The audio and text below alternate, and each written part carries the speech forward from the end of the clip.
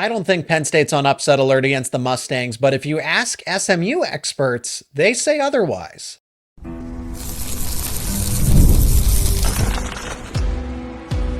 You are Locked On Nittany Lions, your daily podcast on the Penn State Nittany Lions. Part of the Locked On Podcast Network, your team every day. It is a Locked On crossover between Locked On Nittany Lions and the great co-hosts over at Locked On ACC. I'm Zach Seyko of Locked On Nittany Lions, Alex Donno and Kenton Gibbs over at Locked On ACC. Today's episode is brought to you by the College Football Playoff. The College Football Playoff is here, and you don't want to miss a moment of the action. The College Football Playoff, presented by Allstate, begins with 4 first-round games, December 20th and 21st on ESPN, ABC, TNT, and Max. So these guys are going to be the experts on SMU here, and Penn State and SMU. Let's start with this because everyone around Penn State, whether it's fans or even myself included, think this should be a comfortable win for Penn State. The spread is 8.5, but SMU did not get here by accident. I know they lost the ACC championship game. I don't look at them as that group of 5 holdover. And Alex, before we got together, we talked about how Kenton is really the expert on SMU here. So I guess Kenton, react to that. Can SMU hypothetically pull off the upset here? What are the chances? Not only can they hypothetically do it, they can realistically do it. I would say that this is a team that is much more well-constructed than many people would imagine. Everybody thought that Rhett Lashley was a madman when he was just stacking offensive and defensive line out of the portal. Like, dude, how many offensive and defensive linemen do you need? Well, do you see the results now? Do you see the results of having one of the most physical, one of the most dominant run games out of a traditionally spread offense that you could possibly see? I'm not saying that this is reminiscent of the Chip Kelly offenses at Oregon, where everything was spread out and you had all these guys and all these motions and all these. It's not that. Rhett Lashley does this in a very, very simple manner. Yeah, we might get in a pistol every now and then, but for the most part, we're going to get in shotgun. We're going to run a little bit of read option with Jennings. We're going to run some power. We're going to make Brashard Smith be our guy, and he's going to do it. Donno can speak to this because if you are a Miami guy, you are de facto an SMU guy because they're known as Miami West now because of how many transfers they got from Miami. But I'm going to tell you, that is a program that in the trenches, they are serious. They are very, very serious. And so the likes of Abdul Carter and company up front for Penn State are going to have to bring their big boy britches for this game because if not only will this end up in a win for SMU, but this will end up in a win in which people are saying, wait a minute, I thought the Big Ten was supposed to be the most physical guys out. I thought this was supposed to be the conference where you could win a game without throwing a forward pass. What happened? Because, again, SMU has the goods in the running game, and Kevin Jennings can be special if you let him break contain. So, they returned the best group of pass catchers in the ACC in terms of production from last year to this year. Everybody said they weren't sure how that was going to pan out. The pass catchers look fine. Preston Stone, at quarterback, was holding them back a little bit earlier in the season. But that is a group that, again, they get it done. And my biggest concern for Penn State, you have to exploit the Achilles heel, which is SMU's secondary. I'm not sure if Drew Allar and company have that in them. Alex, pick up with that because Miami, you also do Locked On Canes and do an excellent job there. And I agree with Kenton a lot that they have the number 3 run defense in the entire country, allowing teams to only 2.8 yards per carry, or holding teams. I shouldn't even say they allow them. That's a top 3 run defense. And Penn State just had its best ground game performance out of all the teams and out of all the situations in the Big Ten championship against Oregon, which was surprising, but it doesn't get any easier here because, as Kenton mentioned, they have the size and the athleticism to be able to bully other teams. Yeah, and as Kenton was right to point out, being a Miami guy, I do know quite a bit about the SMU roster because they are littered with Miami transfers. And to give Rhett Lashley credit, he's getting more out of most of these guys than Miami did as far as these players who left. And that includes a couple of the defensive linemen. You mentioned being very good SMU against the run. They also are one of the better sacking teams, top 5 in sacks in the country. And players like Jafari Harvey and Elijah Roberts are huge parts of that up front for them. And, Lashley as well is a former Miami offensive coordinator. And I think what really makes the job that he's doing there so impressive was some of his previous stops. I wasn't really sure how well-rounded a Rhett Lashley offense was, because at certain times when he was the coordinator at Miami, they struggled to run out of that shotgun. But Rashard Smith, another former Miami guy, a transfer there, has really fit like a glove, and they found so much out of him running the football this season. He's a former wide receiver who converted this year. And yet, to pick up on where Kenton left off, Kevin Jennings at quarterback, I think it's been one of the better stories in the country for SMU, because we were all so gung-ho preseason about Preston Stone, who entered the year as their starter. And credit to SMU for having one of the best plan Bs in the country. And we knew Kevin Jennings was a good quarterback. I don't think we imagined he would be as good as he was this year. We kind of saw him as more of a running quarterback, with Preston Stone having the better arm. But Kevin Jennings has checked off all the boxes so far. And I'm not saying he's the best quarterback in the country or anything like that. He has some ups and downs. Penn State may be able to force him into making some mistakes, but Kevin Jennings has been one of the better stories in the country this year. And SMU, you mentioned, Zach, that you don't look at them as a normal converted G5 team. I mean, what a story, to make the jump from Group of 5 into Power 4 and have the type of immediate success that they had. They didn't win the ACC, but they did put together an impressive comeback bid against Clemson. It's been a really fun team to watch. I know we'll talk about the environment they're stepping into. I'm a little less bullish on SMU actually winning this game than Kenton is, though, for reasons we will talk about. Yeah, there's certainly the weather aspect of it, the travel. I will say this. If this was a neutral site game, I don't know that I would have as much confidence in a Penn State victory. I've gone on the record to say that Penn State will win 35-21. Kenton, that's probably going to, at least you're sitting there thinking it's definitely not going to be that. It's going to be a single score game, maybe even a field goal type of game. I don't see a lot of field goals being made when there's 15 mile an hour gusts of wind. So there's that portion of it too. But how close is this game, Kenton, before we take a break here? Because I think Penn State is going to be able to use, the environment, use the stadium atmosphere, the travel aspect of it as well. Penn State has the additional week to prepare and get a little healthier here. I know that SMU, in terms of injury reports, is healthier. But why do they make this game closer? Because I look at the game against Clemson, and SMU doesn't go away, but they were also down 24-7 at one point in time. I think being on the road, that if that situation happens again, that's where Penn State can just say, all right, we're going to run the clock, and it'll be over before you know it. Let's make one thing clear. The ACC championship was, for all intents and purposes, an away game for SMU. The ACC championship game is in Charlotte. Anybody who knows anything about the geography of North Carolina will tell you Charlotte is one of the southernmost parts of North Carolina. In fact, it's a stretch. It's not everybody. Some people commute up from places like Rock Hill and whatnot to work in Charlotte. So that's how close you are in terms of talking about South Carolina to there, as opposed to Dallas to there. But why do I believe this game will be extremely close? For me, 8.5, give me SMU all day. Money line, I avoid it. And let me tell you why. These are my biggest reasons why. The health factor that you talked about. If Singleton were healthy all year, if he looked like, hey, and don't get me wrong, he had his best game of the season against Oregon last game. Am I right or am I wrong, Zach? You're right. Absolutely. He did. He looked phenomenal. I'm not arguing whether or not he has looked phenomenal in that game. I'm saying all season there have been the injury struggles and the nagging injuries. And as a guy that's played at the Division I level, I can tell you, those nagging injuries never quite go away until you get months to kind of, all right, let's settle this thing down. Number one. Number two, James Franklin is still your head coach. I'm sorry to say this. I know this is not fun to talk about, but James Franklin in big games, ladies and gentlemen, break out the Depends and the rubber sheets. Donno's got a little one, so he knows what I'm talking about. You got to get some potty training going, because that brother's going to wet the bed every single time in every single big game. And I know that Penn State fans are going to say, well, this ain't really a big game. We'll see. We'll see. And then this is my last and final reason of why I see this game being much closer than the odds makers are making it. With all due respect to Penn State, they have won some games that were like, hey, that's a good win against Illinois. No doubt about that. I give all the respect to Brett Bielema. I love what he does as a head coach. I think he's an instant floor raiser. outside of that game, how many big games this year can you say Penn State impressed?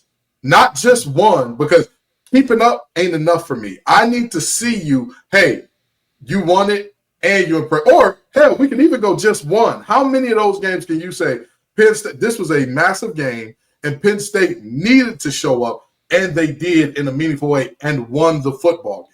That's the biggest thing to me, because I don't have enough data on Rhett Lashley not showing up. And the reality of this team is simple. If SMU protects the ball, I've got SMU winning this game. However, if Carter and company can get home, if Reed on that back end for Penn State can pick a ball or two off, now we're looking at a different situation, because SMU has certain problems built in as well. They're a little undisciplined in terms of penalties. They're going to give you about a touchdown every game in terms of penalties. That's just who they are. But if they can protect the ball, I could easily see this being a win for SMU.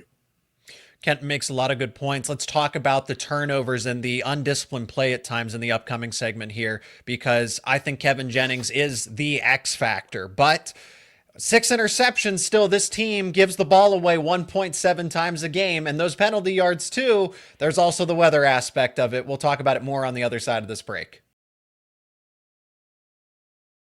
And today's episode is brought to you by the College Football Playoff. At that time of year, the College Football Playoff is back, and with the newly expanded 12-team format, it's guaranteed to be bigger and better than ever, bringing you all the hard-hitting and high-flying excitement that you love. TNT Sports coverage of the College Football Playoff begins December 21st, starting with the College Football Playoff kickoff show presented by AT&T at 11 a.m. Eastern. Leading into our first matchup, the Southern Methodist University Mustangs battling the Penn State Nittany Lions at noon. Then the Clemson Tigers look to upset the Texas Longhorns in a showdown at 4 p.m. Eastern. Don't miss a moment of the action. Watch the College Football Playoff presented by Allstate live on TNT, True TV, TBS, and Max. So let's talk about Kevin Jennings a little more. Redshirt sophomore, first year starting at quarterback for SMU. And I just look at it's a home run or a strikeout. And I don't mean to bring baseball into this, but it really is an all or nothing type of thing, because you have examples of the Duke game where SMU committed 6 turnovers. Don't ask me how they won. And that's a Manny Diaz led team, so you know that the defense is going to be there. I watched the game and I have no idea how they won. Like after the game was over, I'm like, what the hell happened? So we might get to the bottom of that. We may not, but it's games like that make me say, because Kenton, you mentioned how, well, Penn State didn't have an impressive victory. They didn't do this. They didn't do that. Level of competition is questionable. SMU fits right in that category too in the ACC. And we know that objectively the Big Ten is still better than the ACC. Sorry, guys. But with that being said, I like what Kevin Jennings has done because he can ad lib. I see elements of Caleb Williams, a vintage Caleb Williams. I don't care what he's doing on the Bears. I'm talking about his time at Oklahoma and USC, where he was able to ad lib, a play broke down. But in that same breath, and Alex, I want you to comment on this. If you take away his first or second read, that's where you can fluster Jennings, because I feel like this SMU offense is too quick to a point where it hurts them at times. That let's get the football out. Let's make a decision right now. What if Tom Allen is able to essentially out-scheme Kevin Jennings in this SMU offense? Because I think that's the biggest key. If you can make Kevin Jennings question himself, second guess his decisions, hold on to the football longer, because he only has 6 interceptions, but it's also the fumbles. He just gets careless with the football when you take away that first and second read. Make things complicated for Kevin Jennings. Make him, like you said, second guess himself, but make him try to do too much. Because if Kevin Jennings is in a position where in the mid-20s out there, and whether he's not played in, Kenton and I were talking about this earlier this week, the average kickoff temperature at SMU home games this year was 72 degrees. And Kevin Jennings is from Texas. As a lot of their roster, he's from the Lone Star State. He's not used to playing in mid-20s and whatever sort of horrific wind. I don't know if there's snow forecast, whatever it is at Penn State this weekend are going to be elements he's not used to playing in.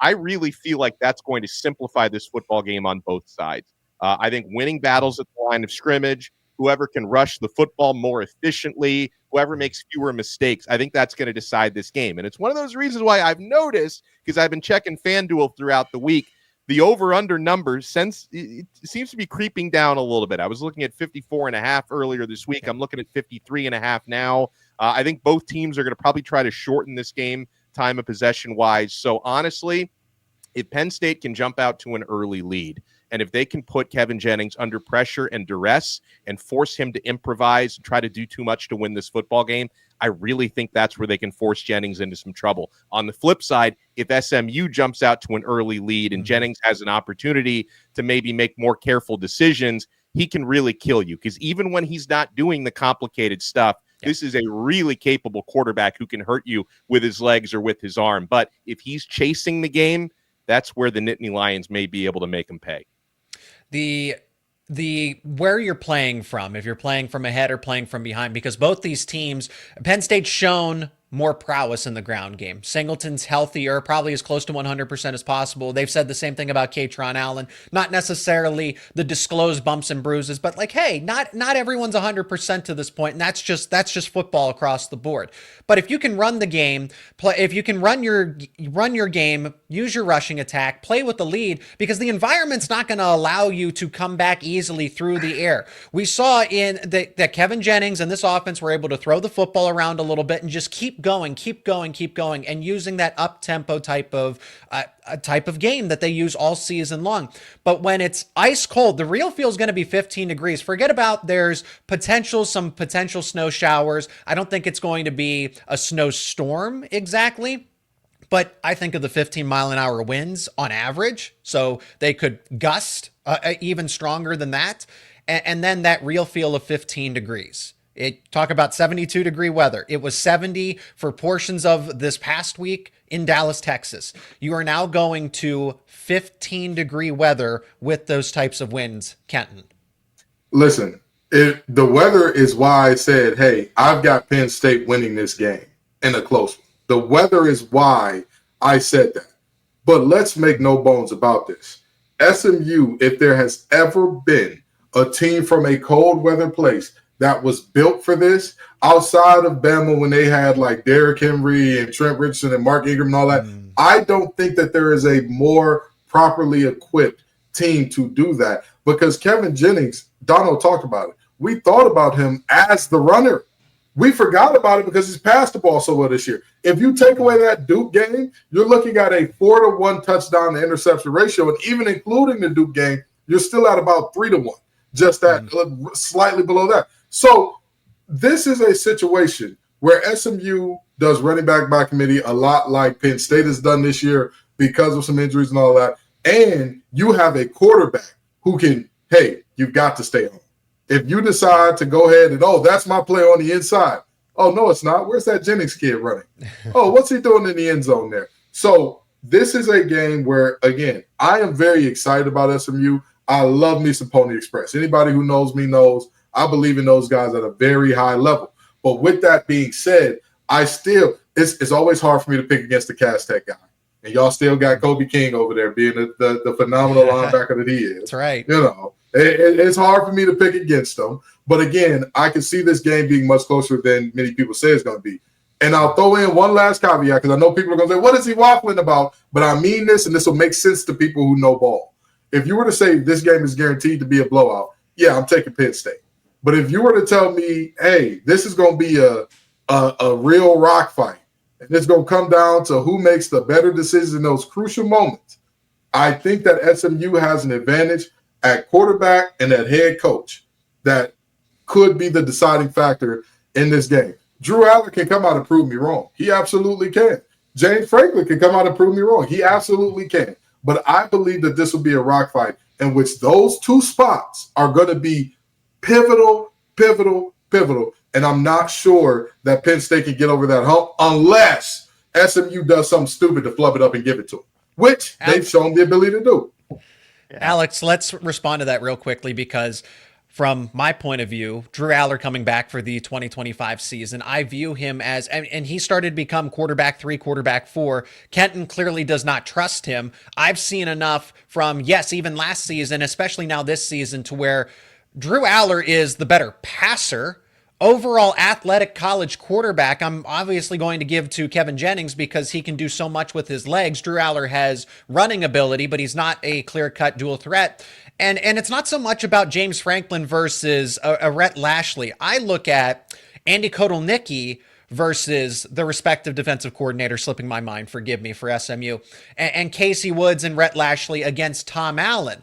So it's the fact that you have a head coach in waiting in Andy Kotelnicki calling the offense. You have a past head coach who could potentially go that route again in Tom Allen. Oh, he allowed 45 points in the Big Ten championship to a top 5 offense in Oregon. I trust Drew Allar, and I trust the coaching staff that James Franklin has put together for a moment like this. Well, and you should, at least you should want to trust them, because the experience advantage is massive on the Penn State side. I know it's their first ever trip to the college football playoff, as it is for SMU, but Penn State's experience playing in the Big Ten year after year, all of Drew Allar's experience versus an SMU team that, does have more new faces than almost anyone in the country. I mean, they were one of the top transfer portal destinations, moving up from G5 to Power 4. So there's a lot of new which I commend Rhett Lashley for making it work, because it's not easy to implement so many new pieces like that. But I mean, the experience level is not even close. I mean, Rhett Lashley is in his just third year as a head coach, was an offensive coordinator for several years prior to that. I mean, Kevin Jennings wasn't even supposed to start this year. Now he's starting on the road in a college football playoff game. So I think, if anything, you should be able to lean and rely on Penn State's experience from coaching on downward. I also feel like, on the flip side, to be fair to SMU, that takes a lot of pressure off the Mustangs. I mean, there is, which sometimes can be a good thing, because the Mustangs are playing with house money. Penn State has to win this game, or I can only imagine what, Zach, your mentions and your comments are going to be like the next day if the Nittany Lions don't come out victorious. So I kind of wonder if that's going to allow SMU to play a little bit more freely with that lack of pressure. But then a lot of that stuff that they're going to gain from the lack of pressure, I think the disadvantages of playing in that weather, I think, could cancel some of that stuff out, if I'm being honest. That's certainly a good point. The pressure is there for Penn State that James Franklin does not win the big game. Even though they are the favorite, they don't win the big game. Drew Allar still is not trusted by everybody, because the comments reacting to him returning for a season, well, where was he going to go? He wasn't going to get drafted. The Canadian Football League, they are taking players next offseason, right? So heard all the jokes here, but I honestly think that should be more motivation. Let's break down some more X's and O's between Penn State and SMU as opposed to these crazy storylines at times. But yes, Penn State does have some certain matchup advantages that Kenton has pointed out with SMU's secondary. I'm eager to see how Penn State's wide receivers will match up, including, yes, Heisman contender Tyler Warren. We'll talk about it more after a word from our sponsors. And today's episode is brought to you by FanDuel. You can keep the action going in the NFL with FanDuel, America's #1 sportsbook. Because right now, new customers can bet just $5 and you will get $150 in bonus bets if you win. The FanDuel Sportsbook app gives you everything you need to place live bets on the NFL all in one place. So when you get a hunch in the middle of the game, you can check out the latest stats, view live play-by-play, and so much more. And it's all on the same page where you place your bets. Just visit FanDuel.com to join today. And if you look over at FanDuel.com, you can see the lines for Penn State versus SMU. Penn State is an 8.5-point favorite, minus 315 on the money line. If you're thinking SMU, plus 250. The total is set at 53.5. If you like those lines, you can bet them over at FanDuel.com. And remember, you will get started with $150 in bonus bets if you win your first $5 bet. That is FanDuel.com. Never waste a hunch. Make every moment more with FanDuel, an official sportsbook partner of the NFL. And today's episode is also brought to you by Prize Picks. Prize Picks is the best place to get real money sports action. With over 10 million members and billions of dollars in awarded winnings, Prize Picks has made daily fantasy sports accessible to all. You just pick more than or less than on at least 2 players for a shot to win up to 1,000 times your cash. You can run your game all season long on Prize Picks, America's #1 daily fantasy sports app. You can make your holidays bigger and brighter with Prize Picks, because it is the best place to get real money action while watching your favorite sports. And Prize Picks now offers MasterCard for quick and easy deposits into your account this sports season. You can join now, because this holiday season, Prize Picks is giving away 2 free picks in December, and they're giving away $30+ million in rewards during Picksmas to celebrate the holiday season. Do you think that Saquon Barkley will have more than or less than 90 rushing yards? Do you think that Jalen Hurts will have more or less than 1.5 passing touchdowns? You can cook up your hot takes with your friends and win real money this football season when you and your crew run your game on Prize Picks. Download the app today. Use promo code LOCKEDONCollege to get $50 instantly after you play your first $5 lineup. That is promo code LOCKEDONCollege when you download the app to get $50 instantly after you play your first $5 lineup. That is Prize Picks. Run your game. Penn State's passing a game, for what it's worth, has been efficient, even though Tyler Warren has carried, 90% of the passing production with him and Drew Allar, and that's going to be a big loss going into next season, but we're not talking about 2025. Here in the present, Tyler Warren is a matchup nightmare for any defense. The only one that was able to at least contain him for the most part was Ohio State, and he still had a relative big impact in that game, with all things considered being that was a lower scoring game. I feel like Tyler Warren. Now, I am interested in that matchup. So, Kenton, you might be able to speak to this very well because he wears the number 23 for SMU, and that is Wachovia over at the safety spot. Him and Warren are going to be in a one-on-one matchup, but I still feel like Warren, as yes, a Heisman contender, finished 7th in the Heisman voting, somehow is second team All-America in comparison, which whatever, okay. But Tyler Warren, and then when he draws those double teams, it's the SMU cornerbacks that I look to because they're not asked to cover for a long time. I'm not saying that they can't run press. I'm not saying that they're incapable, but when you ask them to cover for long periods of time, that's why pass rush and the blitzes are so important for SMU because the cornerbacks can't do that. So if you give Allar, Trey Wallace, Amari Evans, any of those other guys an extra half second to a second to get open, they will against this SMU secondary. This is the moment where Zach did not know this man's name coming into this game, but Scott Simons is the defensive coordinator and safeties coach for SMU. Mr. Simons, if you're a listener of this podcast, it's time to go make your damn money. It's time to go do something special here because I don't believe that you check more in one-on-one. You watched the Ohio State game. Was Ohio State covering them one-on-one? Absolutely not. That's not their idea of stopping Warren. Don't get me wrong.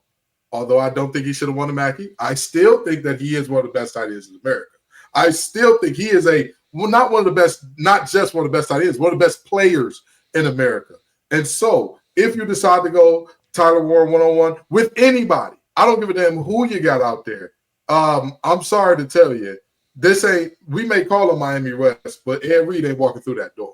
Okay? This is not a situation where you want to check Warren one-on-one. That is just an idiotic idea on his face. But Zach, I do agree. That's where this thing gets really dangerous for SMU because when you decide to double down on him, when you decide, okay, we're going to play some cover one. So that way we've got a linebacker underneath, safety buzzing over the top and everything he does. And if he breaks it out, good. It's cover one. You know your help is inside. Anything outbreaking, you should be reacting right now and make Allar make a throw in a very tight window. Even then, if you're going cover one, what does that mean for your two corners on the outside? You're locked. It's man. It's mano a mano. Who's going to be the best guy? But this is where I go back to what you said about the field goal situation. 15 mile per hour gusts. That's going to make it real difficult to throw the ball downfield at a high level. So I'm looking at this game and I'm saying to myself, Warren is a matchup nightmare. He is nightmare fuel for defensive coordinators. Let's make no bones about that. The question is, can the Penn State offensive line hold up long enough against this vaunted SMU pass rush to make things happen? Because you talk about the 24/7 deficit, but even in that, it wasn't just the turnovers. It was how uncharacteristic the turnovers were for SMU. It was two terrible turnovers that gave Clemson the ball, basically knocking on the door to score right away. So again, if SMU does that, hey, it'll be a happy day in Happy Valley. I'm going to have to come on there and say, I'm sorry, James Franklin. My fault, OG. You proved me wrong. This is why I don't bet against Cass Tech guys right here. This is why, Colby, I love you, brother. This is why I don't do it. But I truly do see a world where SMU does a better job of taking care of the ball. They see what happened last game, and they say to themselves, you know what? Against Clemson, we did a good job of containing a tight end that's good in Brennan Stool, not quite to Warren's level. We did a good job of containing him. What did we do? How can we improve upon that? What do we do better to make a better game plan to stop a dominant tight end than we did in the ACC championship and rock out from there.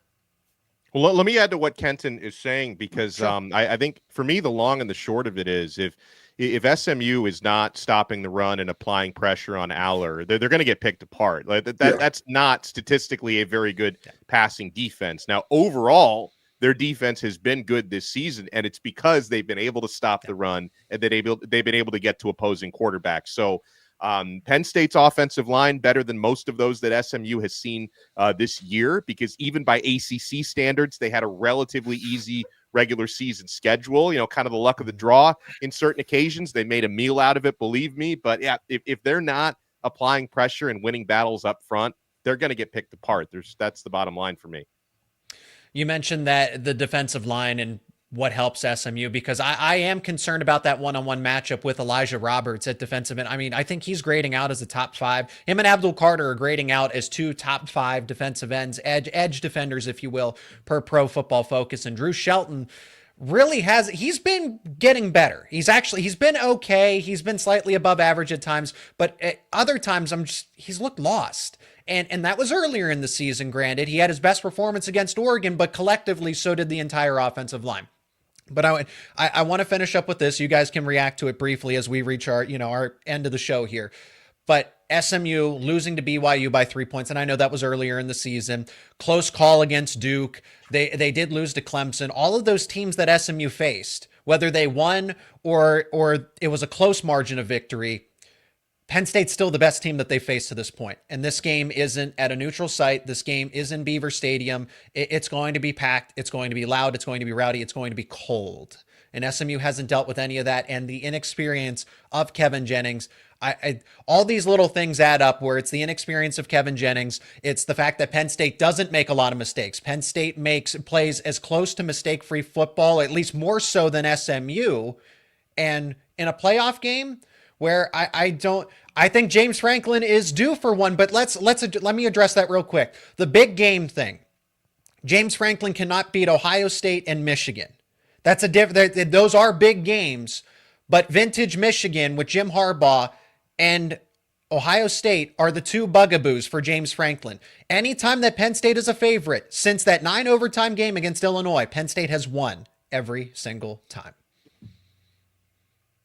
Well, we'll see if that trend continues, because the last I checked there, we mentioned the number 8.5 point favorites. I haven't decided what I'm going to play there, if anything. I mean, I certainly agree with Kenton's take. If we're going money line, probably not a lot of value there. I'm taking Penn State, but I'm not decided yet on the spread. But listen, I think we're going to know early on if it's going to be a close game or not. And I think I'm saying that because we're going to find out how much SMU is affected by the weather. I also think that if Penn State does take a lead into the fourth quarter, SMU has shown you they can backdoor cover. They can make a game close. I was really impressed with what they did and almost pulled off against Clemson. So I think we're probably in for a good football game. I want to, I have seen a lot of people talk about the ACC and what it is as a conference and what it isn't as a conference and all that. And a lot of people talk about, James Franklin is this or is that as a coach. And I've heard that stat multiple times, Zach, in terms of when Penn State's the favorite, they win the football game. If we're talking 8.5, how big of a favorite were they against Bowling Green? I want to say it was more than 7. I'd like to believe we're at the end, or else I could go back and forth with you on that. They had to readjust the defense, but I get it. Bowling Green did give Penn State a scare. That USC team, they are seeing a mass. How many teams were winning those cross country trips? How many teams were winning those games cross country? Donno, your Miami Hurricanes did all right. Didn't Syracuse beat? Didn't Stanford beat Syracuse coming across the country? They did, yeah. The team seemed to do all right. You can name them. You can name them. We can keep naming. My point is this. Okay. My whole point is this, right? I think that when I look at Penn State and I say, okay, you're right. This team has beaten teams that they were favored against. What are they doing against the spread if we're talking the spread? Number one, what are we looking at from that standpoint? Number two, again, I've got Penn State winning a close one. If somebody said, Kenton, you got to put your house on the line right now, what are you taking? I got Penn State winning a close one, but I'm saying don't be shocked. Don't be surprised Don't be miffed if we see a situation where somehow, some way, SMU does enough. They take care of the ball enough. With all due respect, Zach, tell me if I'm lying or if I'm telling the truth. When Allar said he was coming back, was it anti-Penn State fans that were saying, where the hell else was Drew Allar going to go? Or was it also Penn State fans saying? Maybe I'm in an echo chamber, but honestly, the people that don't like Penn State and Drew Allar, because it seemed like most people in my circle were pretty happy about this. Not about Bo Prabula leaving, but happy that you're getting a third-year starting quarterback and a fourth-year player back. Experience matters in college football, but I get your point. I agree that they were happy, but I'm saying folks were, even the Penn State folks that I saw, maybe I'm over-indexing. Maybe my Twitter feed is doing a little bit of hating. Who knows? But I saw a good amount of Penn State folks like, yeah, of course he's coming back. What are we doing here? What is this? You know, and don't get me wrong. Obviously, retaining players is a big deal for the future, but just for this game and saying, hey, what's it going to take? Who's it going to be? Again, I think that those wing gusts and all that are going to make the ability of a quarterback to run a lot more valuable than it would be otherwise. So I'm saying I've got Penn State winning a close one, but don't be shocked if I got to come on here and say, well, here we are again. Here we are once again, Locked On Nation.